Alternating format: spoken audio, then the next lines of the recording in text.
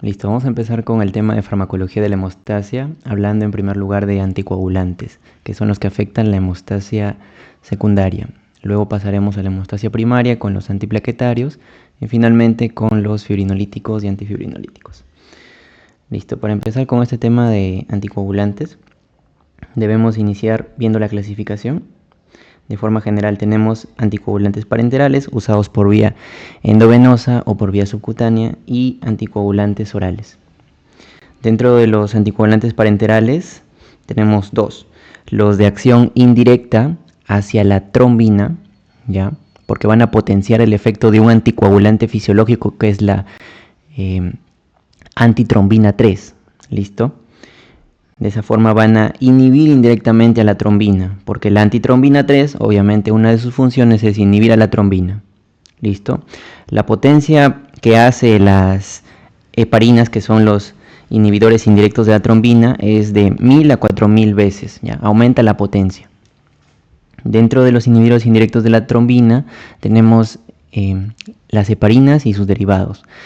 Dentro de estos derivados tenemos las heparinas de bajo peso molecular, que son varias. Una de las más usadas, la enoxaparina, sobre todo aquí en el Perú. Y otra que es la sintética, tenemos el fondaparinux. ¿Ya? Vamos a ver ahorita por qué digo sintético y a qué me refiero con eso. ¿Ya? Tiene que ver con la estructura. Luego tenemos anticoagulantes parenterales.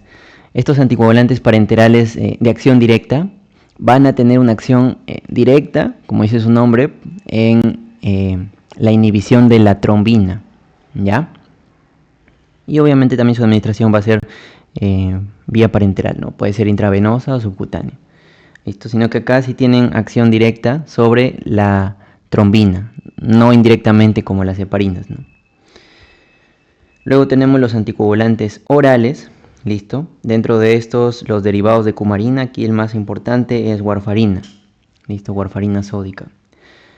Aunque warfarina también se puede administrar por vía endovenosa, ¿ya? Pero lo ponen como anticoagulante oral porque esa es la presentación más frecuente, ¿ya? De warfarina. También, por ejemplo, tenemos el acenocumarol, ¿ya? Luego tenemos los inhibidores directos del factor 10. Ahí uno de los más usados es el rivaroxaban, pero ahí también tenemos el apixaban y el noxaban, ¿ya? Una mnemotecnia para que se acuerden los inhibidores directos del factor 10, ¿listo? Es recordando que en el medio de su nombre tienen la X, ¿ya? Del factor 10 activado, inhibidores directos. Luego tenemos los directos, pero inhibidores de la trombina, ¿ya? O sea, del factor 2. Acuérdense que la trombina es el factor 2, eso por fisiología. Y ahí tenemos un profármaco. Este es un profármaco, ¿ya? El dabigatran etexilato. Acuérdense.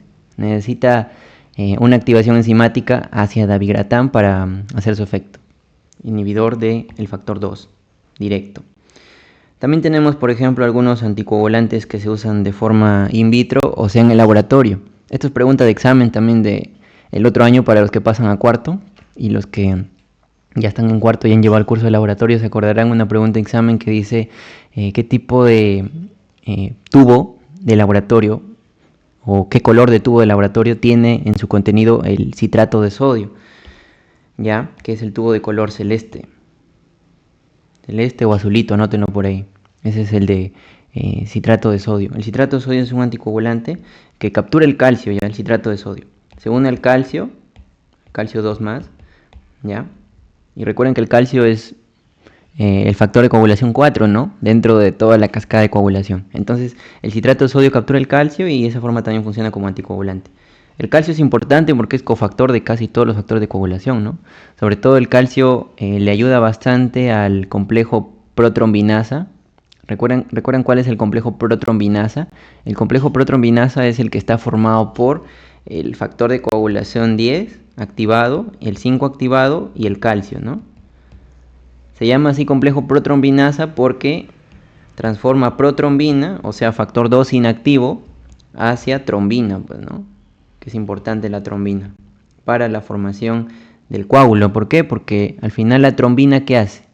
La trombina va a activar al plasminógeno. Viene por acá el plasminógeno y lo activa hacia plasmina, pues, ¿no?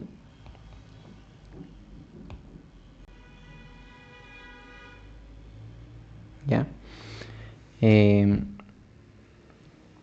También la trombina potencia la acción de plaquetas, ¿ya? Todo eso hace, no se olviden. Ya está. Aparte que la trombina también activa más factores de coagulación, ¿no? Acá está, por ejemplo. Acá está. Esas son las funciones de trombina, es importante en la fisiología recordar eso, ¿no? Acá tienen la trombina, ¿no? Perdón, la trombina activa al fibrinógeno, les dije al plasminógeno, ¿no? Al fibrinógeno. Fibrinógeno, ahí está. Trombina, fibrinógeno, lo activa fibrina, ¿ya? Ahí tuve un lapsus de simógenos, porque el fibrinógeno también es un simógeno, ¿ya? En la parte del plasminógeno, ese sirve ya para la fibrinólisis, pues, ¿no? El plasminógeno activado por el factor activador del plasminógeno tisular convierte el coágulo de fibrina en productos de degradación de la fibrina, pues, ¿no? Eso por la parte de coagulación, ¿ya? Entonces trombina, ¿qué hace? Forma fibrina, forma el coágulo, al activar el fibrinógeno a fibrina, activa los factores de coagulación 5, 8, 11 y 13. ¿Cómo se acuerdan eso? 5 más 8, 13. ¿Ya? Y se acuerdan también del 11 por ahí. ¿Ya? Esos son los factores de coagulación que activa trombina, importante para su actividad. Y también tenemos que activa las plaquetas, como les había dicho, ¿ya? Entonces fibrinógeno a fibrina, 5, 8, 5 más 8, 13, más 11, y activa plaquetas, ¿ya? En las plaquetas, también recordar esa parte de la fisiología de coagulación, que en las plaquetas vamos a tener un receptor para trombina, ¿ya? Eso es importante también porque después cuando veamos antiplaquetarios vamos a ver al antagonista del receptor de trombina, al antagonista del par 1. Por acá lo he puesto para ustedes. Recordar esa parte también. Acá están antiplaquetarios. Acá está. En la fisiología de las plaquetas, que forma parte de la hemostasia primaria. Ya, recordar que la hemostasia primaria son vasos sanguíneos y plaquetas, ya, para recordar. Rapidito. Es importante que hayan visto su video también por eso, para ir avanzando. Pero igual, siempre les voy a decir para que se acuerden. Vasos sanguíneos y plaquetas, ¿ya? Vasos sanguíneos hacen vasoconstricción, pues, ¿no? Y ahí agentes vasoconstrictores tenemos el tromboxano A2, ¿ya? Y la serotonina. Esos son agentes vasoconstrictores. Ese es el mecanismo inicial ante una lesión, ¿no? Luego tenemos las plaquetas. Las plaquetas pues tienen distintos pasos hasta que lleguen a su agregación. Tenemos desde la adhesión plaquetaria, es el primer paso, ¿ya? Adhesión. Luego tenemos el siguiente paso, que es la activación de las plaquetas, y el tercer paso, que es la agregación, ¿ya? Justamente la trombina, ¿ya?, va a servir en el paso de la activación, ¿ya?, la activación plaquetaria, y también para la agregación, sobre todo para esos últimos pasos, porque la adhesión es más mediada por factor de von Willebrand, si se acuerdan por ahí, ¿no?, que se une a colágeno y a un receptor que es una glucoproteína, ¿ya? Eso es en fisiología. Ya, entonces la trombina, que obviamente es el factor de coagulación 2, cuando ya está activa también sirve para agregar plaquetas. ¿Cómo lo hace? Se une a su receptor, que es el par 1, también puede ser par 4, pero del par 1 acuérdense porque hay un fármaco que inhibe acá el par 1. Vamos a verlo después. Entonces la trombina viene acá, se une acá a su receptor par 1 y mediante una señalización mediada por proteínas G, ¿ya?, porque es un receptor acoplado a proteínas G el par 1, a GQ, aumenta calcio, y el calcio hace exocitosis de los gránulos alfa, los gránulos densos de las plaquetas. Recuerden esos gránulos, ¿no? Recuerden que los gránulos alfa liberaban el factor de von Willebrand, ¿ya? O los gránulos alfa son los que tenían proteínas en sí, polipéptidos, ¿ya? Los gránulos alfa, factor de von Willebrand. Y había una patología también de los gránulos alfa que cuando están deficientes se llama síndrome de plaquetas grises, ¿ya? También teníamos los gránulos delta, ¿ya? Gránulos delta, que son los gránulos densos, que esos de ahí, los gránulos densos, son los que liberaban el ADP, la serotonina, el ATP, ¿ya? Todo eso de ahí se libera, no se olviden. Y entonces, ese ADP que se libera le sirve también a la plaqueta para después seguir agregándose, ¿no? Acá, por ejemplo, vemos el ADP y sus receptores, ¿no? Tenemos el receptor P2Y1 y el P2Y12, ¿ya? El P2Y1 es un receptor acoplado a proteína GQ y el P2Y12 es un receptor acoplado a proteína GI. ¿Ya? Otra cosa importante también es que el GI, ya saben que baja el AMP cíclico. Y el AMP cíclico aquí, ustedes se acuerdan que el AMP cíclico, cuando aumentaba, hacía relajación de los vasos, ¿no? Hacía vasodilatación. Cuando disminuye el AMP cíclico, ocurre lo contrario, vasoconstricción. ¿Ya? Igualito acá en las plaquetas, la disminución de ese AMP cíclico le va a servir a la plaqueta para que, ustedes ven acá la estructura redondita de la plaqueta, cuando se activa la plaqueta, se contrae también y empieza a agarrar esta forma irregular. ¿Ya? Por disminución del AMP cíclico. Entonces, al final, en resumen, ¿cuáles son los factores que te aumentan la hemostasia, o sea, la formación de un coágulo, ya sea un coágulo de plaquetas o un coágulo de fibrina? ¿Ya? Para resumir, para que entiendan la fisiología. En plaquetas, en hemostasia primaria, lo que te promueve la agregación plaquetaria o activación es el ADP, la trombina, que es el factor de coagulación 2, ¿ya? Tromboxano A2 también vemos por aquí, también es un factor que estimula la agregación plaquetaria, pregunta de examen. También tiene su propio receptor, no compra proteína GQ, igualito, aumenta calcio. El aumento de calcio también es un mecanismo de agregación, ¿ya? Y la disminución del AMP cíclico. ¿Ya? Todo eso te promueve la hemostasia primaria, o sea, la formación de un coágulo plaquetario. Ahora, por la parte de la hemostasia secundaria, ahí tenemos los factores de coagulación, pues, ¿no? Y ahí hay que ver también algunas cositas rapidito. Antes de entrar a las heparinas, porque si no de ahí no comprendemos. O sí podemos comprender, pero para que quede más todavía, más fijado, ¿ya? Por la parte de hemostasia secundaria tenemos que recordar de forma pedagógica, porque no es así en la realidad, ¿ya? Eso de acá es más que todo in vitro, lo de la hemostasia secundaria, que siempre se ha enseñado la forma clásica de vía extrínseca y vía intrínseca. La vía extrínseca, con E de extrínseca, si ustedes lo voltean la E, parece un 3, ¿no? Entonces la vía extrínseca comienza con el factor de coagulación 3, que es el factor tisular que está aquí, ¿ya? El factor tisular.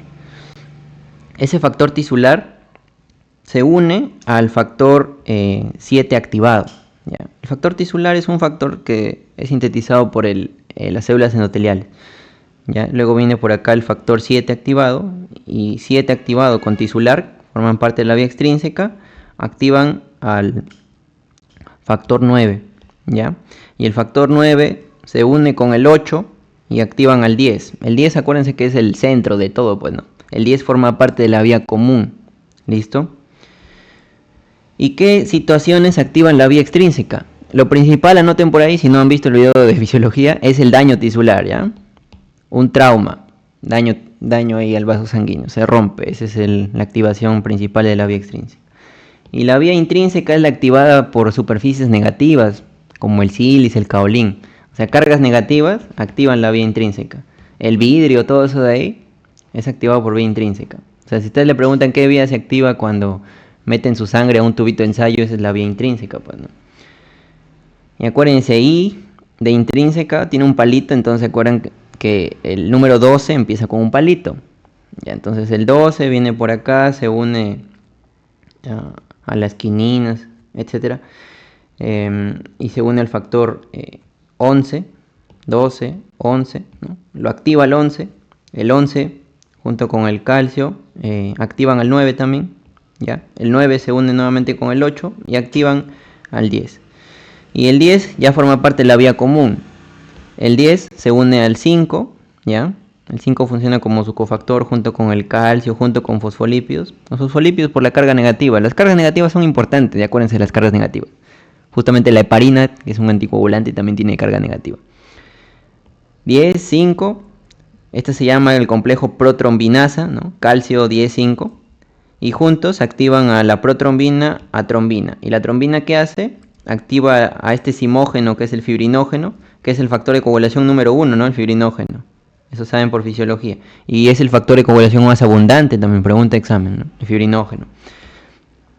Y la trombina lo transforma, ¿no? A monómeros de fibrina primero, y luego esos monómeros se unen en polímeros de fibrina, y luego esos polímeros de fibrina son estabilizados por un factor de coagulación importante, el factor de coagulación 13.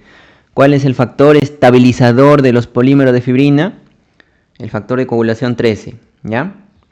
Y luego esta fibrina, pues, cuando ya pasamos a fibrinolíticos, vamos avanzando aquí a fibrinolíticos rapidito, y con eso hemos terminado el resumen de hemostasia. así en general para que entiendan.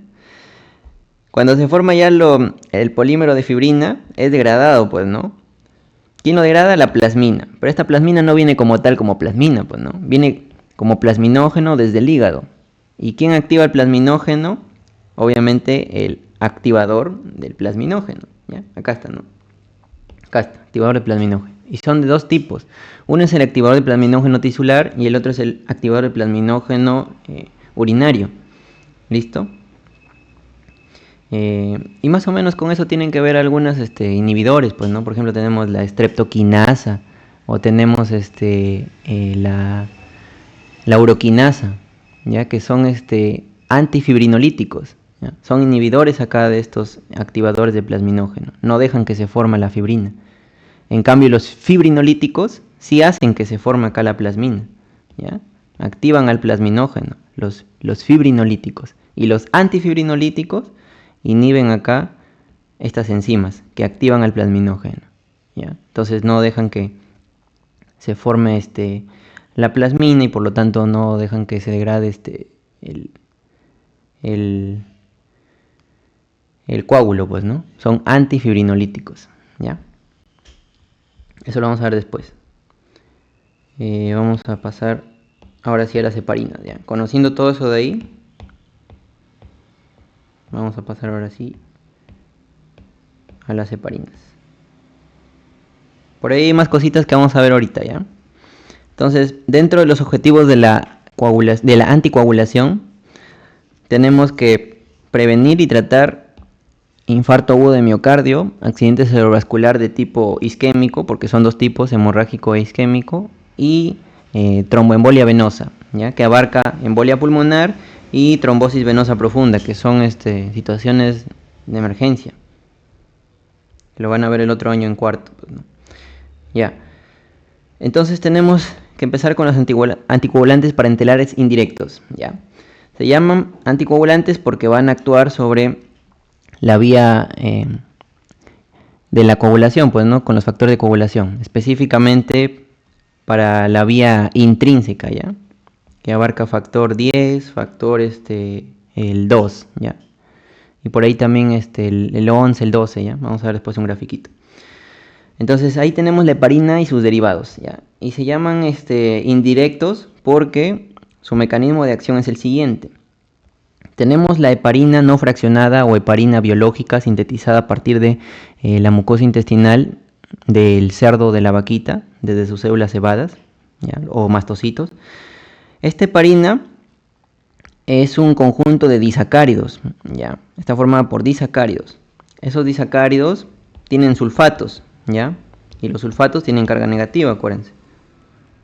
Los disacáridos específicamente son vamos a anotarlo por acá, importante, puede servirle.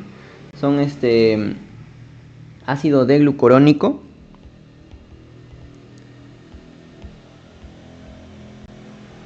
¿ya? Y el N-acetil glucosamina, ¿ya? Ambos están sulfatados, ¿ya? Y es lo que le da la carga negativa a la heparina, ¿ya? Heparina no fraccionada. Igual a los otros tipos de heparina. Lo importante aquí de toda la estructura es esto de acá, la secuencia de pentasacáridos, que acá en esta imagen les he puesto específicamente cuál es esa secuencia de pentasacáridos, que son 5, ¿ya? Tienen igualito una N-acetilglucosamina, ácido glucurónico, acá tienen una N-sulfatidilglucosamina, el ácido hidurónico y ese también, ¿ya? N-sulfatidilglucosamina nuevamente, ¿ya? Pero con otra alteración en el grupo sulfato, ¿ya? Le quitan ahí el 3. Lo importante de estos son los grupos sulfatos, como les digo, ¿ya? Porque esos grupos sulfatos con carga negativa le van a permitir unirse a este pentasacárido a un sitio de la antitrombina, ¿ya? Entonces esta es la antitrombina, una enzima que participa para inhibir a los factores de coagulación 10 y 2 principalmente, ¿ya? Y lo que va a hacer la heparina es unirse aquí mediante su pentasacárido y dejar libre la colita para potenciar la actividad de esta antitrombina 3. ¿Listo? La no fraccionada, que es la más larga, ¿ya? Se considera larga porque tiene más de 11 monómeros, ¿ya? Más de 11 monómeros de azúcares, obviamente, porque son azúcares nada más. Más de 11 monómeros. Se va a unir acá la antitrombina y con su colita agarra tanto al factor 10 activado como a la trombina, que es el factor 2, ¿no? Factor 2 activado. ¿Ya? Le ponen esta de sufijo final porque es activado. Listo, entonces agarra tanto al 10 como al 2 en la misma afinidad, 1 a 1, ¿ya? Esa es pregunta de examen. Luego tenemos la heparina de bajo peso molecular, que ahí hay varios tipos, ¿no? Pero en general el mecanismo es el mismo. Lo único importante es que se reduce acá la colita. Se reduce la colita, el pentasacárido es el mismo. La colita, como está reducida, ya no tiene tanta afinidad por la trombina, ¿ya? Pero igual la inhibe. Ahora la afinidad es más prevalente o más fuerte por el factor 10, ¿ya? Por eso acá en esta imagen de su Goodman no se muestra acá el factor 2, pero debería estar también, pues, ¿no? Pero la relación aquí de unión o de afinidad es mayor por el factor 10 que por el factor 2. De 2 a 1 o de 4 a 1. Esa es la relación, ¿ya? Listo. Y por último tenemos el fondaparinux, que pregunta de examen es solamente formado por un pentasacárido, ¿ya? De ahí vamos a ver la importancia de cada uno, por qué tienen así su estructura, pues, ¿no? Tienen ahí algunos efectos, hay que ver con eso. Ya, pues si es pentasacárido, se une igualito a su sitio del pentasacárido dentro de la antitrombina, ¿ya? Y solamente tiene acción al inhibir el factor 10, ¿ya? Nada más. Sobre el factor 2 no hay, la actividad es nula, ¿listo? Y de esa manera se inhibe, pues, la cascada de la coagulación, al inhibir la vía común, pues, ¿no? Y aparte también la vía intrínseca. En otra imagen vamos a verlo, ¿ya? Recordar que la trombina, ¿ya? La trombina es el factor de coagulación 2. Tiene, como es una enzima, ¿no? Todos los factores de coagulación son en sí enzimas, ¿no? Tienen un sitio activo y tienen dos exositios, el exositio 1 y el exositio 2. El 1, acuérdense que es para unirse con el fibrinógeno, ¿ya? Solamente que acá no tiene importancia, lo vamos a ver después, en los anticoagulantes directos, ¿ya? Orales. Exositio 1 para unirse con el fibrinógeno y el exositio 2 de la trombina es para unirse con la heparina, ¿ya? Les vayan a preguntar eso, ¿ya? Heparina. Y la heparina también como tal tiene sus dominios de unión, pues, ¿no? Su dominio de unión a la antitrombina, que es justamente el pentasacárido, ¿no? Dominio tipo A se llama, dominio A. De la antitrombina. A de antitrombina, dominio A, pentasacárido. ¿Listo? Pregunta examen, ¿eh? ¿Con qué estructura de la heparina se une la antitrombina con el pentasacárido? No creo que les pregunten cada uno de los pentasacáridos, pero por ahí está, por si acaso. Y el dominio T de la heparina, para unirse con la trombina, ¿ya? ¿En qué sitio de la trombina? En el sitio 2, ¿no? Sitio 2. Ya. Facilito de acordarse, ¿no? Porque el fibrinógeno es el factor de coagulación 1, ¿ya? Se une acá en la trombina. Pero acá no. Fibrinógeno es el sitio 1 de la trombina, ¿ya? Y la trombina, al ser el factor de coagulación 2, pues se une con la heparina en el exositio 2, ¿ya? Ahí más o menos para que lo relacionen, ¿ya? Fibrinógeno, exositio 1, porque el fibrinógeno es factor de coagulación 1. Y trombina, al ser factor de coagulación 2, se une en su exositio 2 a la heparina, ¿ya? Y acá también tienen su sitio activo. El sitio activo importante obviamente para la activación del fibrinógeno a fibrina, pues, ¿no? Ya. Y acá tenemos un cuadro comparativo ya para que entiendan esta partecita. Los dos primeros, no fraccionada o heparina biológica, con la de bajo peso molecular, dentro de ellas enoxaparina, dalteparina, son biológicos. Y la importancia de estos dos es que, por ejemplo, en las embarazadas que reciben anticoagulantes, son administrables estos fármacos, ¿ya? Estos dos. Sobre todo, el de elección es la heparina de bajo peso molecular. ¿Listo? ¿Por qué? Porque estos dos, a diferencia de fondaparinux, no atraviesan la barrera hematoencefálica ni la barrera placentaria. ¿Listo? Por eso es que son adecuados, ¿ya? En el embarazo. Están indicados. Sobre todo, como les menciono, heparina de bajo peso molecular. Vamos a ver por qué. O de una vez les digo, ¿no? Ayer también les dije, me parece. Tenemos que esta heparina no fraccionada es un poco peligrosa por el hecho de que como tiene muchos monómeros de azúcar, ¿ya? Les mencionaba, ¿no? Más de 11 monómeros. Es peligroso porque puede causar una reacción adversa que se llama trombocitopenia inducida por heparina, ¿ya? Con más de 11 monómeros ya. Incluso también la heparina de bajo peso molecular también te puede causar trombocitopenia inducida por heparina. Pero es más frecuente, como dice acá su cuadrito, con esta pues, ¿no? Heparina no fraccionada. Vamos a ver ahorita cómo se da ese mecanismo de la trombocitopenia inducida por heparina. Pero la definición de trombocitopenia inducida por heparina está acá. No sé si lo he puesto. No lo he puesto. Ya. Trombocitopenia. Primero tienen que acordarse también fisiología. ¿Cuánto es el nivel normal de plaquetas en la sangre? De 150.000 a 450.000.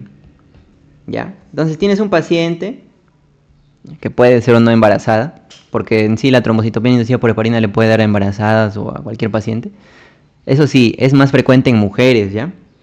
Vamos a poner acá en su grafiquito acá, le ponen que es más frecuente en mujeres que en hombres, ¿ya? Más frecuente en mujeres. Entonces una embarazada sí está en riesgo, pues, ¿no? Sobre todo si le das esa heparina no fraccionada, que es la que más frecuentemente se asocia a esta enfermedad, este efecto adverso, pues, ¿no? Entonces la trombocitopenia inducida por heparina se define cuando los niveles de plaquetas en sangre, después de administrar una heparina no fraccionada o de bajo peso molecular, que por ahí se puede ver también, es menor a esta cantidad, a 150.000, ¿ya? Menos de 150.000 plaquetas. O cuando ha disminuido en más del 50% de plaquetas basales que tenía el paciente, ¿no? Sobre todo embarazadas que constantemente le sacan análisis de laboratorio y ahí salen sus recuentos de plaquetas. Cuando hay una disminución mayor al 50% del basal de esa paciente, también se considera una trombocitopenia, ¿ya? Y si ha administrado heparina, pues se llama trombocitopenia inducida por heparina, pues, ¿no? Es lo más frecuente. Heparina no fraccionada, que es lo más frecuente. Segundo lugar, la heparina de bajo peso molecular. Y en último lugar, ya el fondaparinux. Ahorita regresamos a esta enfermedad, ¿ya? Fondaparinux es seguro para esos casos, ¿ya? Pero fondaparinux no se da en embarazo, pues, porque ese sí atraviesa la placenta, ¿ya? Por eso en el embarazo tienes que dar el segundo que en frecuencia, pues, ¿no? Heparina de bajo peso molecular. Lo que sí, por ejemplo, si tienes una embarazada, ¿ya? Acuérdense, embarazada, con riesgo de trombocitopenia inducida por heparina, ¿ya? Y aparte tiene insuficiencia renal, ¿ya? En insuficiencia renal no se prefiere heparina de bajo peso molecular, ¿ya? Ahí tienes que darle heparina no fraccionada, ¿ya? Heparina no fraccionada. Ya el riesgo de la trombocitopenia, si es que al final le desencadenas trombocitopenia inducida por heparina, ya pues tienes que suspenderlo, ¿ya? Y tratar ahí con otro anticoagulante, que vamos a ver más adelante. Pero en insuficiencia renal se prefiere heparina no fraccionada, ¿ya? ¿Por qué? Porque me parece que por aquí está su... No, está más adelante. La heparina no fraccionada tiene una eliminación que no es tan renal, ¿ya? A diferencia de los otros. Heparina de bajo peso molecular y fondaparinux tienen una eliminación que es muy renal, ¿ya? En cambio, heparina no fraccionada, su eliminación, por acá le he puesto, es más que todo por el sistema retículo endotelial, ¿ya? Este grafiquito es bien bonito, en el sentido de que vemos la eliminación de los tipos de heparina, ¿ya? Esta es la heparina no fraccionada, ¿ya? UFH, que está acá. Cuando tú administras heparina no fraccionada, que puede ser por vía intravenosa o subcutánea, ¿ya? Dependiendo la velocidad con la que quieras que actúe el fármaco, la cosa es que llega acá a la sangre y cuando ya cumple su actividad, heparina no fraccionada, ¿no? Ven acá, estas moleculitas lineales son heparina, ¿ya?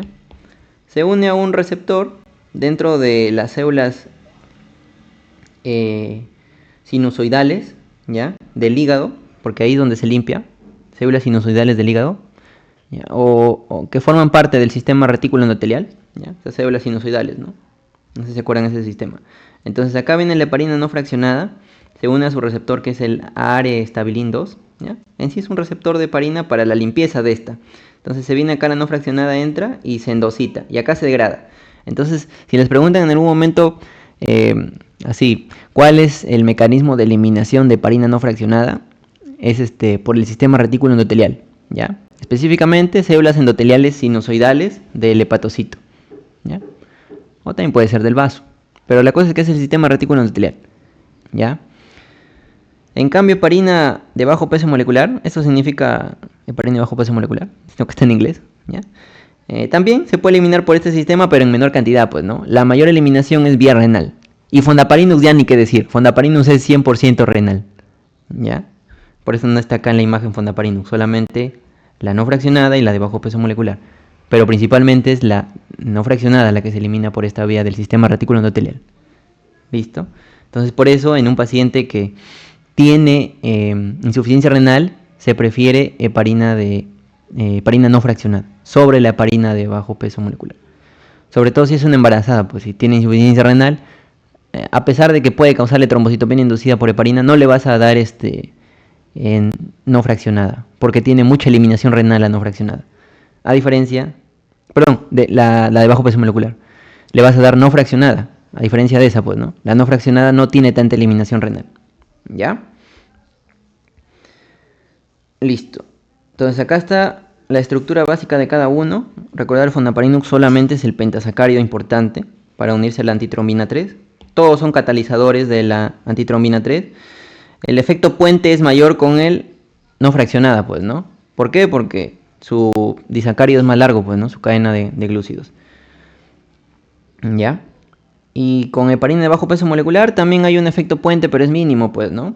Ya. Y acá está la acción sobre los factores. Inhibe 2 y el 10 en igual medida. La no fraccionada, la de bajo peso molecular, predomina sobre el 10 y el Fondaparinux solamente 10. ¿Ya? La vía de administración es intravenosa o subcutánea, ¿ya? Dependiendo de cómo quieres tú el efecto. Obviamente vas a alcanzar un efecto más rápido por vía intravenosa con heparina no fraccionada. Bueno, subcutánea es un poco más lento. La vida media también es corta, ya, de la heparina no fraccionada, y depende de la dosis, ya vamos a ver después. Las demás sí son subcutáneas principalmente, ya, su administración. ¿Y cuál es la que tiene la vida media más larga, si les preguntan? Es el Fondaparinux, ya, Fondaparinux, la vida media más larga. ¿Cómo se monitorea? Solamente se monitorea la heparina no fraccionada. Y el monitoreo también, esto les he puesto en su clase de fisiología, es por el tiempo de tromboplastina parcial activado. ¿Ya? Son dos tiempos, ¿no? Clásicos, preguntas de fisiología, de laboratorio. El tiempo de tromboplastina parcial activado, que te evalúa qué vía. La vía intrínseca, ¿no? La mnemotécnica que yo siempre les doy es que esto significa tiempo de tromboplastina parcial activado. Es una frase larga, ¿no? ¿Cuál es la vía de coagulación más larga? ¿La vía intrínseca o la extrínseca? La intrínseca, ¿verdad? Entonces, recuerden que la vía intrínseca es monitoreada por este tiempo de tromboplastina parcial activado, ¿no? Y por lo tanto sirve para monitorear la acción de heparina, pues, ¿no? En cambio, el tiempo de protrombina es una frase pequeñita.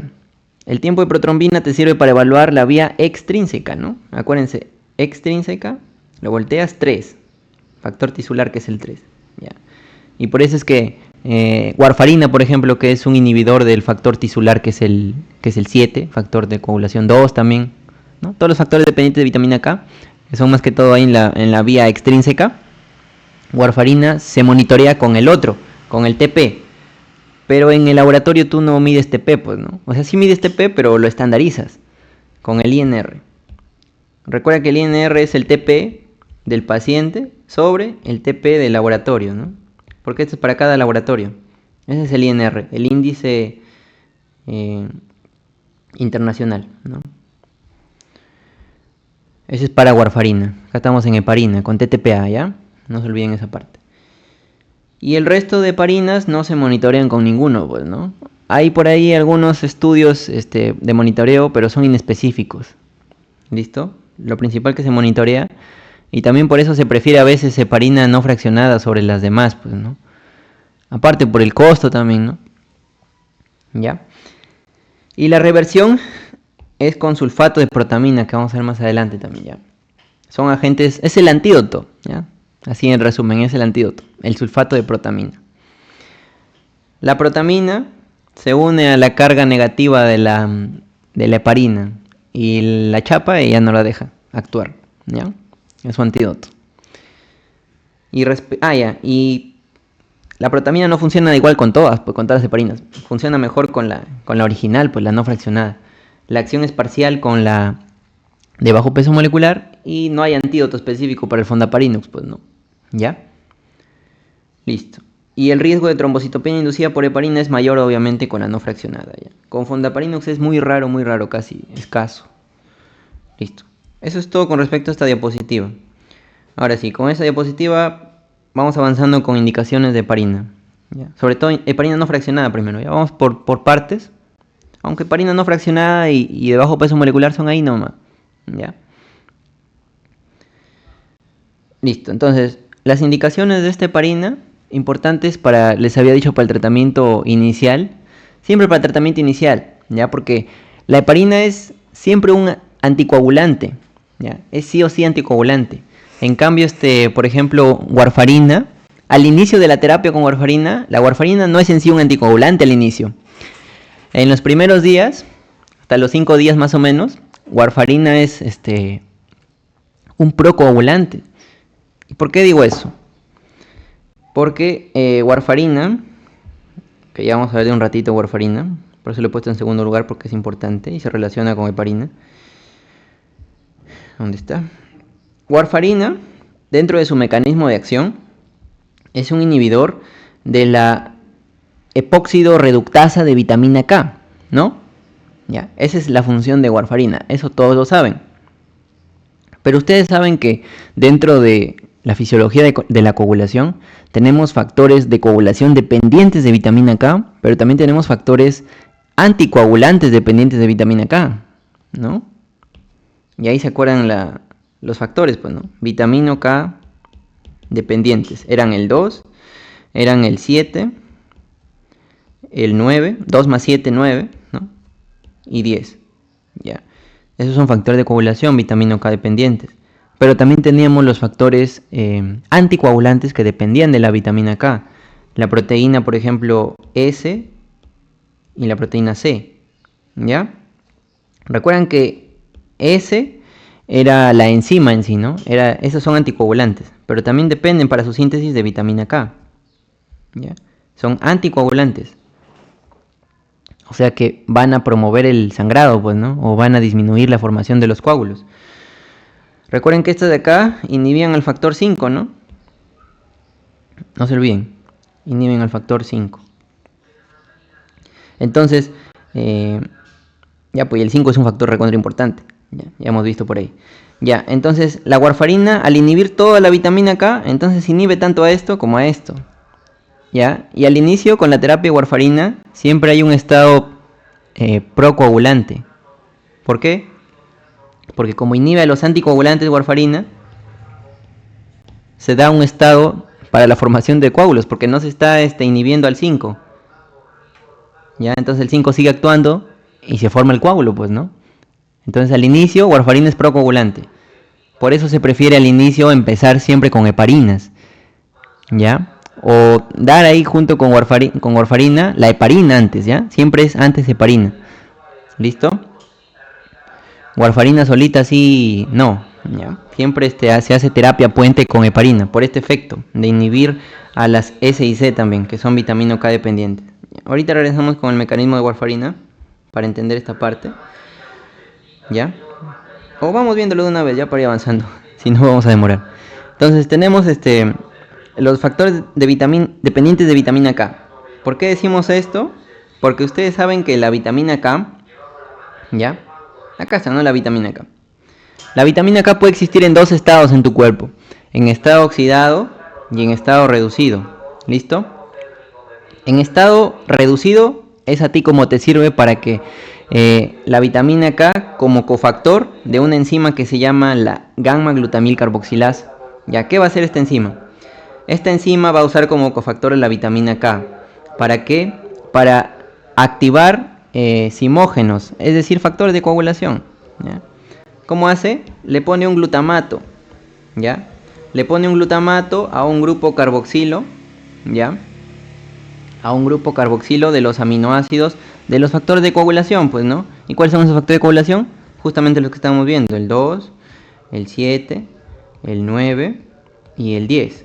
¿ya? Entonces la gamma-glutamil carboxilasa le pone un glutamato en el carboxilo de los aminoácidos de estos factores de coagulación y ya pues los activa, ¿ya? Y así ya pueden funcionar estos de acá. Entonces todo viene desde la vitamina K, si se dan cuenta, ¿ya? Y así, porque es importante que se les añada un glutamato para que les ponga carga negativa acá a estos de acá, ¿ya? A estos factores de coagulación. Con carga negativa, estos se pueden unir al calcio y ya pues, y el calcio se une a los fosfolípidos de la membrana de las plaquetas y así. Y forma la fibrina. Esto de acá también lo hemos visto en fisiología, ¿ya? Pero estoy haciendo recordar. Acuérdense eso. Una vez que la enzima ha actuado, activando esos factores de coagulación, se oxida, pues, ¿no? Se oxida la vitamina K porque ha usado acá un grupo hidroxilo, pues, ¿no? Como cofactor de esta enzima. Ha usado un grupo hidroxilo. Y se ha oxidado la vitamina K. O perdón, un hidrógeno, ¿no? Se oxida la vitamina K y oxidada necesita nuevamente reactivarse tu vitamina K. Y ahí viene la enzima importante, la vitamina K epóxido reductasa, ¿ya? O VKOC, VCOR, ¿ya? VCOR también, esas son sus siglas, VCOR. Entonces, esta enzima va nuevamente a reducir a la vitamina K, ¿ya? Por eso se llama epóxido reductasa. De su forma oxidada que no te sirve, la va a reducir, ¿ya? Y con eso vuelves al ciclo, pues, ¿no? Y puedes activar más factores de coagulación, vitamina K dependientes. Y la warfarina lo que hace es inhibir a esta enzima, pues entonces no se da todo este proceso y te quedas con la vitamina K oxidada que no te sirve y no se pueden sintetizar más factores de coagulación vitamina K dependientes. Y aparte también la warfarina, como su mecanismo es inhibir un proceso de síntesis de factores de coagulación, porque estás inhibiendo una síntesis, ¿no? Demora también su efecto de la warfarina, ¿ya? Acuérdense eso seguro ya saben más o menos, tienen idea, ¿no? Cuando se inhiben procesos de síntesis, el efecto demora. Ya ese es el fundamento después para cuando veamos cuánto tiempo demora en actuar la warfarina y así, ¿ya? Aparte de que al inicio también inhibe esto, pues, ¿no? S y C, que también son factores, ¿no? Pero son de anticoagulación. Y de warfarina hay dos enantiómeros, ¿ya? Los dos vienen en la fórmula administrada de warfarina, tienen S-warfarina y R-warfarina. Se da como mezcla, pero el más potente es la S-warfarina, ¿ya? Todo eso de ahí que les estoy diciendo está acá, ¿ya? En el texto. Hasta no el glutamato que se les añade a esos factores de coagulación, ¿ya? Con el S y el C también pasa lo mismo. Factores de anticoagulación S y C, igualito, ¿ya? Ya. Y acá está todo lo que teníamos que ver de warfarina. Acá está lo que les digo, ¿no? El S que es más potente, ¿ya? Pero se da como mezcla de ambos, R y S. ¿Listo? El S es el más potente, no se vayan a preguntar. Son enantiómeros nada más. Eso es por la parte de estructura química. Acuérdense, les preguntan, ¿cuál es el más potente? S. Ustedes respondan S. Ese es el más potente. S. Para que se acuerden. Ya. Ya, entonces seguimos acá con las indicaciones. Entonces en terapia aguda vas a empezar con heparina. Y si vas a dar warfarina tienes que dar previamente heparina, ya, para tratamiento agudo. De todas las situaciones que te generen trombos, pues, ¿no? Porque tú vas a inhibir trombos aquí. Esa es la conclusión de la clase. Estamos inhibiendo trombos. Todas estas enfermedades son trombóticas, ¿ya? Trombosis venosa profunda, embolia pulmonar, síndrome coronario agudo o accidente cerebrovascular isquémico, ¿ya? Listo. Como profilaxis también se puede usar, ¿ya? Para prevención de tromboembolia venosa en pacientes hospitalizados, ¿ya? Sobre todo ahí porque es un factor de riesgo que un paciente esté encamado tanto tiempo, ¿ya? Porque no se está moviendo. Y ustedes saben que el movimiento genera contracción de los músculos. Y si los músculos se contraen, la sangre regresa al corazón, ¿no? Porque la bomba de las venas son los músculos esqueléticos. Eso lo vimos en fisiología también, ¿ya? Por eso tanto dibujo no les pongo, porque eso ya se ve también en fisiología. No les voy a poner un músculo ahí contrayéndose, ¿ya? La bomba de las venas son los músculos esqueléticos. Con eso aumenta la precarga, o sea, la llegada de sangre al corazón. Y el corazón ya puede botar la sangre o eyectarla a partir de la aorta, ¿no? Después de haber hecho el intercambio gaseoso en los pulmones, ¿no? Ya. Pero si una persona no se mueve, pues está en su cama, las venas no corren, no corre el flujo venoso, se queda, hay estasis venosa, ahí se produce toda la triada de Virchow que lo van a ver después en enfermedades. Triada de Virchow, que es el estado protrombótico, pues, ¿no? Hipercoagulabilidad, estasis venosa y lesión endotelial. Esa es la triada de Virchow. La estasis venosa acá es peligrosa, pues, ¿no? Se forman trombos ahí venosos. Y esos trombos se rompen y el rompimiento de un trombo genera un émbolo, ¿ya? Digamos, esta es la vena. Se forma acá un trombito. Si este trombito se parte y se vuela un pedacito, ese se llama émbolo, ¿ya? Y ese émbolo viaja por tu cuerpo. Viaja a tu corazón derecho primero, de tu corazón derecho pasa por ahí a la arteria pulmonar, arteriola pulmonar y ¡pum! Tapa tu arteriola ahí chiquitita del pulmón. Y tu pulmón se muere, pues. Eso se llama embolia pulmonar. Pero viene siempre de trombos en las piernas, ¿ya? No sé si han visto personas con unas venotas, ¿no? Que es todo el síndrome de insuficiencia venosa viene por etapas, pues, ¿no? Incluye ahí las varices, ¿ya? Las venas varicosas y todo. Al final se forma trombo y es peligroso en esos pacientes. Ya. Fin de la conversación esa parte. Para eso se puede usar heparina también, ¿ya? En ese caso. Procedimientos, por ejemplo, en intervención coronaria percutánea. ¿Qué es una intervención coronaria percutánea? Que esto lo van a ver también después.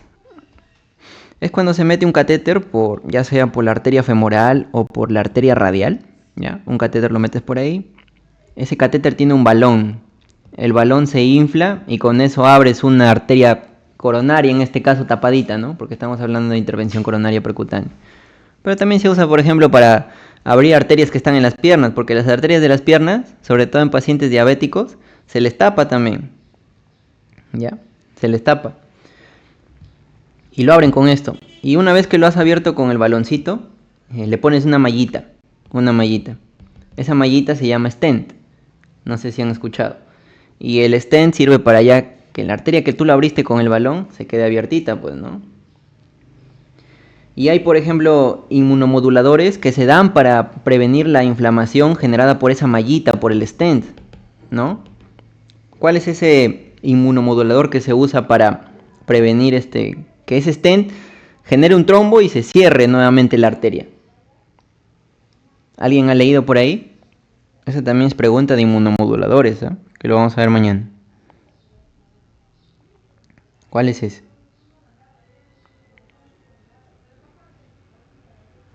¿Se acuerdan?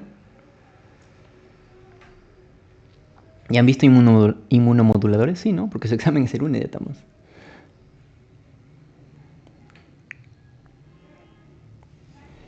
¿Se acuerdan? Es el sirolimus, ¿ya? Sirolimus. Ahí utilizas ese inmunomodulador. Es importante porque disminuyes la inflamación en ese lugar donde colocas el stent, ¿ya? Viene en sí, la mallita esa del stent viene con su sirolimus, ¿no? Adherido ya. Entonces se previene la inflamación, se previene el daño endotelial y se previene que se forme un trombo nuevamente aquí donde has puesto la mallita. Ya, esa es pregunta de examen también del sirolimus. Ya está, sigamos avanzando. Ya, pues ya así, lo metes por acá, por la femoral, llega al corazón, abres, pues, ya. También lo puedes meter por la radial.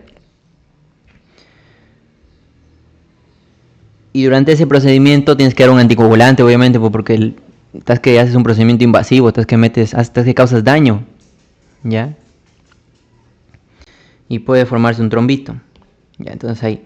También en cirugía con bypass cardiopulmonar es importante. Esas son cirugías mayores, ya. Acá, por ejemplo, en el regional, van a ver ustedes en cirugía, cuando pasen a quinto, el doctor Alan, es anestesiólogo. Es bien bueno, la verdad, y hace todos estos procedimientos de acá que les estoy diciendo. Ya, una vez me puse a mirar por ahí que me llevaron a una operación. Una vez nomás, porque yo estaba rotando con otro doctor. Y justo ese doctor estaba operando con el doctor Alan. El doctor Alan ahí estaba haciendo todo esto de acá. Y es bastante interesante, la verdad. Ya, en embarazo, como les había dicho, es el anticoagulante de elección, la heparina no fraccionada, junto también con la de bajo peso molecular, porque no atraviesan la placenta. Y en uso in vitro previene la coagulación en transfusiones de sangre y hemodiálisis, ¿ya? Esto en el laboratorio, pues, ¿no? En el laboratorio también se da heparina. Al tubito se le pone heparina para prevenir que se coagule, pues, ¿no? Tu sangre. Para que después lo puedas analizar, ¿ya?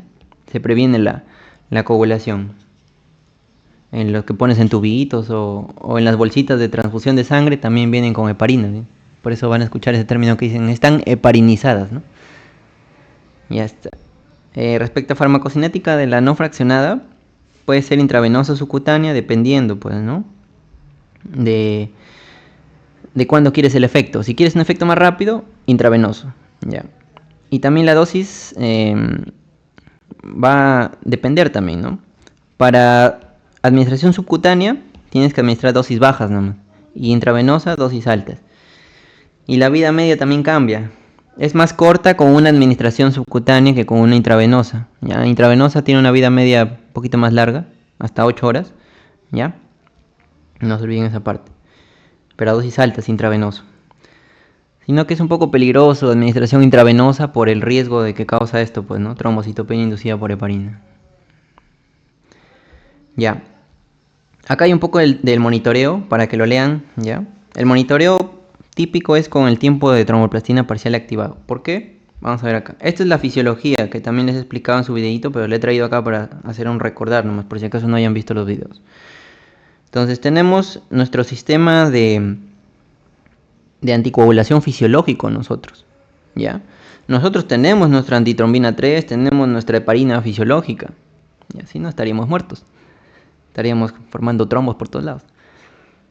Ya, entonces lo que importa acá de esta imagen es este sistema de que está del circulito de negrito, el sistema antitrombina 3 heparina. Ese sistema de antitrombina 3 con heparina, yo les había dicho que inhibe principalmente el factor 10 que está acá, ¿no? Acá vemos una bolita negra. Y al factor 2, ¿no? Que está acá, ¿no? 2 activado. Ahí tienen las dos bolitas. Pero también inhibe otros factores de la coagulación. Y sobre todo los factores de coagulación de la vía intrínseca o de contacto que les dije, ¿no? Contacto con superficies negativas. Ahí tienen al factor 12, que también es inhibido por la heparina, al factor 11, ¿ya? Por eso les había dicho. Es inhibido por heparina y por el antitrombina 3, pues, ¿no? Porque ese sistema funciona junto. Al factor 9 también, ¿no? Pero si se dan cuenta, todo es vía intrínseca. Por eso tú tienes que monitorear a la heparina, antitrombina 3. Lo monitoreas con el tiempo de tromboplastina parcial activado, ¿ya? Puedes utilizar otras herramientas de monitorización, sobre todo para cuando administras heparinas farmacológicas, ¿ya? Porque este es el sistema fisiológico de tu cuerpo, pues, ¿no? Pero si tú administras heparinas farmacológicas, también puedes monitorear con otra cosa, pues, ¿no? Pero es un poco más específico, ¿no? Y como alternativa nomás, porque tampoco no está disponible en todos los laboratorios. Monitoreas con la actividad del factor 10, ¿ya? Mediante uso de anticuerpos, ¿ya? Metes un anticuerpo que se una al factor 10 y de esa forma también monitorea sus niveles, pues, ¿no? Si están altos es porque no te está funcionando bien, pues si están bajos es porque sí está funcionando bien la heparina, ¿ya? Y con el TTPA, ¿qué pasa? El TTPA obviamente tiene que prolongarse, ¿no? Tiene que ser mayor. Entre 1.5 a 2.5 veces el valor normal, ¿ya? Aunque en su Goodman les van a poner así 2 a 3, ¿no? Ese es el rango de aumento del TTPA, o sea, se prolonga, pues, ¿no? Aumenta ese tiempo, porque estás inhibiendo la vía intrínseca. No se olviden, ¿ya? Pregunta de examen. Sobre todo, hay otro método de monitoreo también que es el tiempo de coagulación activado. Ese es otro método, pero se usa para las cirugías mayores, como les había dicho, ¿no? O procedimientos invasivos mayores, como son una intervención coronaria percutánea, que ya les expliqué, y el bypass cardiopulmonar, ¿ya? Vamos con efectos adversos comunes de la heparina. El más común de todos los anticoagulantes, fibrinolíticos que vamos a ver después, y también de los antiplaquetarios, es la hemorragia. Eso es lo que se ve. Sobre todo con la terapia intravenosa, que es más rápida, pues, ¿no? Es lo más frecuente. También se puede ver osteoporosis, ¿ya? Pregunta de examen. Sobre todo si se usa de forma crónica heparina, más de 3-6 meses. Ese es un uso crónico. ¿Por qué? Porque inhibe la mineralización ósea. También se ve hiperpotasemia o hipercalemia, que es lo mismo, ¿no? ¿Por qué? Porque se suprime la secreción de una hormona o un mineralocorticoide importante para la secreción de potasio, ¿no? Que es la aldosterona. La aldosterona normalmente ustedes saben que excreta potasio y reabsorbe sodio. Reabsorbe sodio y agua también, pues, ¿no? Pero excreta potasio, excreta hidrogeniones. Entonces, si tú inhibes a la aldosterona con heparina, vas a causar que ese potasio no se elimine y puedes provocar hiperpotasemia, pues, ¿no? ¿Ya? Hiperpotasemia, hipercalemia. Así como con insulina, acuérdense, insulina hacía lo contrario, ¿no? Como efecto adverso, hipopotasemia, ¿no? Acá vemos con heparina, hiperpotasemia. ¿Ya? Heparina, sobre todo las heparinas no fraccionadas, las de bajo peso molecular, que son las de origen animal, las biológicas, causan hipersensibilidad, reacciones alérgicas, ¿ya? Pero ya saben que lo más común es sangrado. Ahora sí, vamos con la temida, pues esta de acá, la trombocitopenia inducida por heparina. Esta de acá se define por recuento de plaquetas menos de 150.000 o una disminución mayor al 50% de plaquetas basales del paciente, ¿ya? Y la clave aquí es que este dato es del Goodman, ¿ah? Acá les he puesto más datos de unos artículos más actualizados, pero por ejemplo en el Goodman mencionan que la trombocitopenia inducida por heparina aparece tras 5 a 10 días de tratamiento con heparina. Sobre todo la no fraccionada, pues, ¿no? Que es la más frecuente, con la que se ve este efecto adverso. Que estamos viendo justamente ahorita de heparina no fraccionada, ¿no? Todo esto acá es de heparina no fraccionada. 5 a 10 días con tratamiento con heparina no fraccionada causa esto. Ya, ¿y cómo más o menos es esto? Pues, ¿no? Hay dos tipos, ¿ya? Tipo 1, que es no inmune en sí, es leve, transitoria y no requiere tanto manejo, ¿ya? Es simplemente un descenso plaquetario del 10 al 20% que puede ocurrir, ¿ya? Y no está mediada por el sistema inmune. La que nos importa es la tipo 2, porque esta sí es grave. Y esta aparece 5 a 14 días después de iniciar la terapia con heparina. Y está causada por anticuerpos IgG que reconocen el complejo heparina factor plaquetario 4. ¿Ya? Este factor plaquetario 4, recuerden que es sintetizado de los gránulos alfa también, ¿ya? Factor plaquetario 4. Viene de los gránulos alfa. Porque les dije que el gránulos alfa tiene más que todo proteínas, ¿no? Ahí está el factor de von Willebrand, factor plaquetario 4. Los densos tienen más como moléculas transmisoras de señal, ¿no? ADP, serotonina, ATP. Eso. ¿Ya? Entonces los gránulos alfa secretan su factor plaquetario 4 pues durante su actividad de las plaquetas, su activación plaquetaria. Y ese factor plaquetario 4 reconoce a la heparina, se unen y eso genera que se dé una alteración de la respuesta inmune. Se secretan IgG a partir de plasmocitos y se forman complejos. El complejo une inmunoglobulina G, heparina y factor plaquetario 4. Ese es el complejo. Y este complejo causa daño endotelial. ¿Ya? Se activan más las plaquetas todavía después de que se forma este complejo, IgG, heparina y factor plaquetario 4. Se activan más las plaquetas, se genera más daño endotelial porque son complejos, inmunes. Ahí los ataca el sistema inmunitario. Y se forma trombos. ¿Ya? O sea, la trombocitopenia inducida por heparina causa un efecto de trombosis paradójica. ¿Ya? Eso es lo que dice acá. A pesar de trombocitopenia, la activación plaquetaria por IgG conduce a trombosis paradójica. ¿Por qué? Porque este inmunocomplejo, ¿ya? De IgG, heparina más factor plaquetario 4, produce daño endotelial y produce más activación plaquetaria que lleva a una trombosis paradójica. El manejo es que se suspende la heparina, pues, ¿no? Y se usa el fondaparinux o se usa otras alternativas, argatroban o vivalirudina, ya que vamos a ver más adelante. Ya, entonces acá está un poquito más explicativo el grafiquito. Esta es la plaqueta, el gránulo alfa, ¿ya? Ahí está. Secreta su factor plaquetario 4. Se une acá con la heparina. Estas moléculas lineales rosaditas son las heparinas. Se une acá. Forma este complejo. Y el sistema inmune libera IgG, pues, ¿no? Los plasmocitos, ¿ya? Acá está, la IgG. Y la IgG se une aquí, pues, ¿no? Se une acá al factor plaquetario 4 y a la heparina. Y este de acá se deposita, pues, ¿no? Este complejo inmunológico se deposita en el endotelio y va causando daño.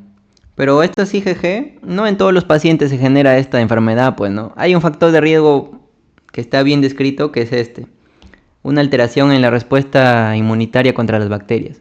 O cualquier tipo de bacteria, una infección que no se ha curado bien, pues, ¿no? Y se altera un poquito la respuesta inmune, ¿ya? Y normalmente la persona está secretando IgGs, pues, ¿no? Acá está una bacteria que por acá viene, ¿ya? Y la bacteria también tiene, en su superficie tiene cargas negativas, ¿no? Los lipopolisacáridos sobre todo, tienen cargas negativas. Y ese también se puede unir al factor plaquetario 4, ¿ya? Entonces la persona normalmente produce anticuerpos IgG contra este factor plaquetario 4 unido a polianiones bacterianos. Pero ese IgG que se une a esto, después cuando la persona quizás le administran heparina, confunde, pues, ¿no? Porque ve al factor plaquetario 4, ve un polianión porque la heparina tiene carga negativa también y lo confunde, pues, ¿no? Piensa que es bacteria con factor plaquetario 4, pero no es bacteria, es heparina con factor plaquetario 4. ¿Ya? Ahí está, ¿no? Y se une, pues, acá. Ya está. Y eso hace que estos depósitos de inmunocomplejos estén unidos, pues, al endotelio. Acá está el endotelio, si se dan cuenta. Se unen acá, pero acá los ataca el sistema inmune, ¿ya? Y genera daño tisular y al final genera más activación de las plaquetas y genera trombosis, pues al final te lleva a trombosis, ¿no? Y acá está la definición, ¿no? Plaquetas, disminución mayor al 50% del basal o una disminución menor a 150.000, pues, no en el conteo, ¿ya? ¿Sí entendieron esta partecita? Es para nomás que lo entiendan la enfermedad porque no les van a preguntar, o quizás si les preguntan. Lo que les pueden preguntar es qué es más frecuente con heparina no fraccionada, pues, ¿no? El factor de riesgo, ya saben, es una infección que ha alterado el sistema inmune, pues, ¿no? Una infección mal curada. Ya saben, el cuerpo, los inmunoglobulinas o anticuerpos IgG confunden, pues, ¿no? Esa estructura, ¿ya? Porque las bacterias tienen carga negativa, pues sus polisacáridos. Se une al factor plaquetario 4 y forman complejos. Y el cuerpo produce IgG normalmente para destruir estos inmunocomplejos, pues, ¿no? Que se alojan en la superficie de las bacterias, pues, ¿no? Acá está. ¿Ya? Pero digamos que a la persona le dan heparina también, que tiene carga negativa. Y como tiene carga negativa la heparina, igualito que los polianiones de las bacterias, confunde por el cuerpo, ¿ya? Ese es el factor de riesgo principal, ese es el mecanismo involucrado aquí. Porque no es que cualquier persona le va a dar trombocitopenia inducida por heparina. Pero sí el riesgo es alto, pues, ¿no? Porque todos en algún momento hemos tenido infección bacteriana, pues. Y no sabemos si nuestro sistema inmune la ha curado o no bien, ¿no? O si se da alguna alteración por ahí. ¿Ya? Muchas patologías autoinmunes son desconocidas todavía, pues, ¿no? Su mecanismo. Y normalmente esas personas que expresan patologías autoinmunes, basta un desencadenante para que se genere todo, pues, ¿no? El desencadenante en este caso es que le administren heparina, pues, ¿no? Y le da esto. Otros desencadenantes son el estrés, también el calor, el sol, la radiación ultravioleta, todo eso son desencadenantes de patologías autoinmunes, ¿ya? En este caso ya entendieron esa partecita, ¿ya? El cuerpo confunde los polianiones bacterianos unidos a factor plaquetario 4 con el polianión de la heparina unido a factor de plaquetario 4. Lo confunde y ataca con su IgG. ¿Listo? ¿Sí entendieron? A ver, confirmen por ahí. ¿Sí entendieron la enfermedad?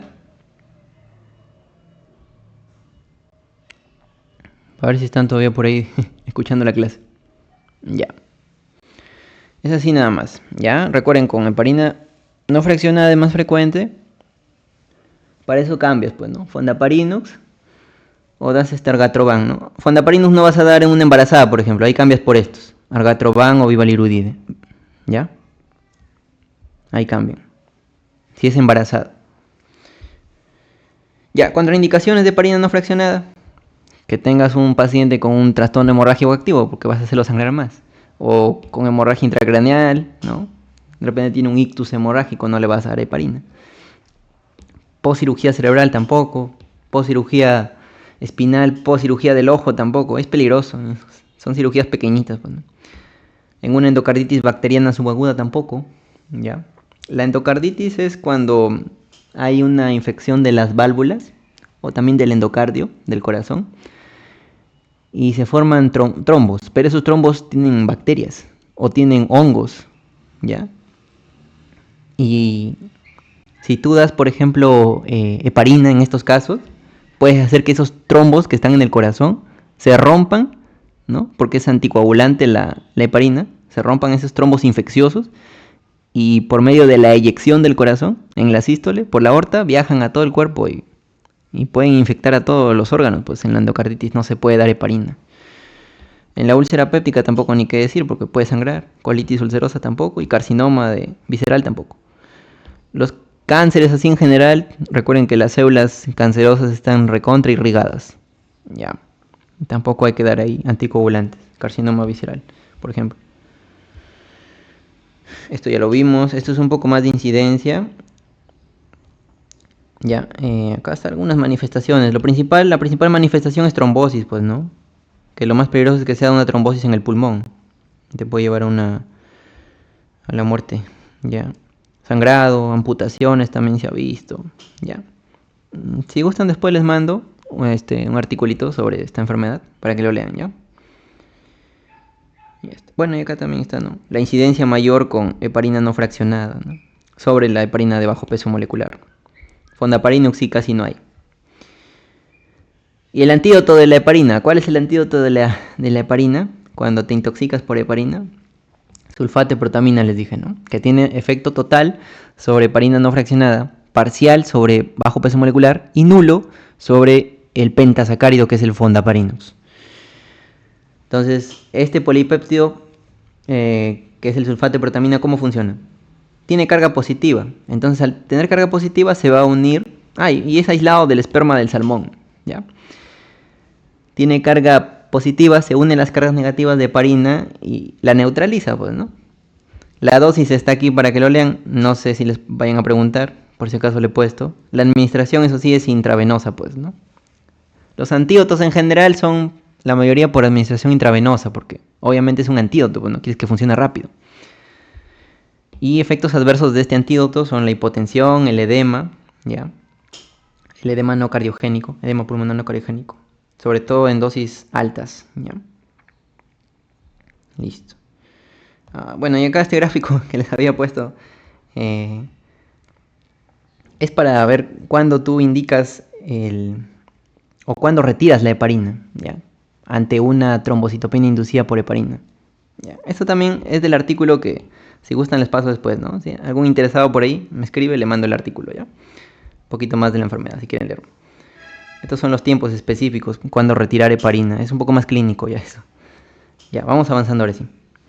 Y eso es todo sobre heparinas, porque las otras son similares, ya les dije algunas indicaciones, ¿no?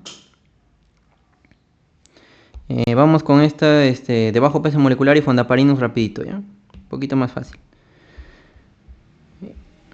Espérense. Ya, ahí está. Ya, entonces tenemos acá, respecto a estas, son de un peso menor obviamente que la heparina no fraccionada para ir avanzando, ¿ya? La importancia de esto es que ambos tienen eliminación renal, les había dicho, ¿no? El que tiene mayor eliminación renal es fondaparinux sobre la heparina de bajo peso molecular. Dura más también el fondaparinux. Su biodisponibilidad subcutánea es mayor también del fondaparinux. Su administración es subcutánea, ¿no? De la no fraccionada es más que todo intravenosa, subcutánea, ¿no? Más intravenosa. Por eso es que se dosifica poco, pues, ¿no? Fondaparinux una vez al día, bajo peso molecular 1 o 2 veces, ¿no? Tienen vida media larga. El riesgo de trombocitopenia inducida por heparina también es menor con estas. ¿Listo? Otras acciones ya les dije, acá está para que lo lean, pues es lo mismo que ya les he explicado también. Recuerden que fondaparinux solamente inhibe al 10, ¿no? Ya saben cómo lo inhibe. No es una inhibición directa, es indirecta, potenciando la antitrombina 3. Ya. El uso de estos dos, pues acá está. Igualito que la heparina, ¿no? Sino que Ahí tienes que ver los comorbilidades, las características del paciente, ¿ya? Igualito casi. Tratamiento, profilaxis, tromboembolia venosa, profilaxis en paréntesis quirúrgicos, ¿no? Con reemplazo de cadera, rodilla. Es importante también esos pacientes hospitalizados, esos pacientes que les hacen cirugía de cadera o de rodilla que no se van a mover, tienen que darle profilaxis, pues, ¿no? Porque si no te mueves, ya hemos visto, ¿no? Que te puede dar un trombo ahí y se puede ir a tu pulmón y como émbolo y te mueres, pues, ¿no? Por eso es importante darle profilaxis a los pacientes que les han hecho una cirugía en la que van a permanecer inmovilizados, siendo las más frecuentes una cirugía de cadera o de rodilla, pues, ¿no? Ya. La de bajo peso molecular es la que se prefiere casi para todo, incluso más que la de la no fraccionada, ¿ya? Porque tiene menos efectos adversos, es más seguro, su tiempo de vida medio es más largo, ¿ya? Y la dosis también que se ajusta por peso. Acá están las dosis ajustadas también, ¿ya? Y estos son todos los tipos de heparinas de bajo peso molecular: tinzaparina, dalteparina. La que más se usa es enoxaparina, ¿ya? ¿Qué más? Ya, y el monitoreo, eso sí, ninguna requiere monitoreo. ¿Por qué? Porque su farmacocinética es simple, pues, ¿no? Estábamos viendo ahí. Lo que sí, pacientes con insuficiencia renal, obesos o niños, ahí sí tienes que monitorear. ¿Con qué lo monitoreas? Un monitoreo un poco más específico, que es el anticuerpo contra el factor 10 activado, que habíamos visto. Porque no lo puedes monitorear con TTPA, con tiempo de trombología parcial activado. No, aquí no. Tampoco fundaparinox. Ya, y si tienes insuficiencia renal, cámbialo mejor por no fraccionada, ¿ya? Se prefiere la no fraccionada, porque la no fraccionada recuerda que no tiene tanta eliminación renal. Entonces es beneficioso en los pacientes con insuficiencia renal. ¿Ya? Contraindicados ambos, fondaparinux o bajo peso molecular, cuando tienes una tasa de filtración glomerular menor a 30 o un clearance de creatinina menor a 30. ¿Ya? Que hablar de menos de 30 es hablar de enfermedad renal crónica estadio 4, ¿no? Son 5 los estadios de la enfermedad renal crónica. Ya, el estadio 4 es menos de 30 en creatinina, ¿no? Lo clasifican así por la tasa de filtración glomerular o el clearance de creatinina. Y el 5 es cuando ya tienes un clearance menos de 15. ¿Ya? Menos de 15 es 5. Y el 5, los pacientes están en hemodiálisis. No pueden vivir sin dializarse interdiariamente, ¿no? Si alguien tiene por ahí un familiar que se hace diálisis, se darán cuenta que la diálisis es interdiaria, ¿no? Puede ser lunes, miércoles, viernes, así. En los centros de diálisis. Y su tasa de filtración es menos de 15 ya de ellos, pues, ¿no? Está totalmente contraindicado aquí fondaparinux o de bajo peso molecular, ¿no? Aquí le das esta, pues, ¿no? La no fraccionada. Porque su eliminación no es tanto renal. Porque imagínate, le das una de bajo peso molecular, un fondaparinux, le puedes hacer una hemorragia, ¿no? Ya. Vamos a darle pausa ahí a la grabación para responder algunas dudas antes de pasar a los inhibidores directos de la trombina, ¿ya?